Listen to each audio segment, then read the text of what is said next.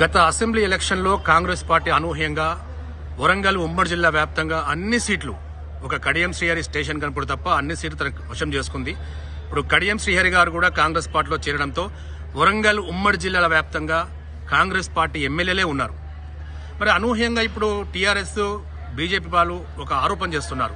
కడియం కావ్య రాకతో total vote bank maximum కోల్పోబోతుంది, ఓటమి అంచులో కడియం కావ్య గారు ఉన్నారని చెప్పి అటు టీఆర్ఎస్ అంటున్నారు, బీజేపీ అంటున్నారు. దీనిపై మీరేమంటారు? ఇక్కడ వరంగల్ పార్లమెంట్ లో 7 నియోజకవర్గాలలో ప్రస్తుతం కాంగ్రెసే ఉంది. ఎందుకంటే ఈ 6 గెలిచినప్పటికీ ఇంకోటి స్టేషన్ గన్పూర్ కూడా కడియం చేస్తారు ఇటీవల కాంగ్రెస్ పార్టీలో చేరడం జరిగింది.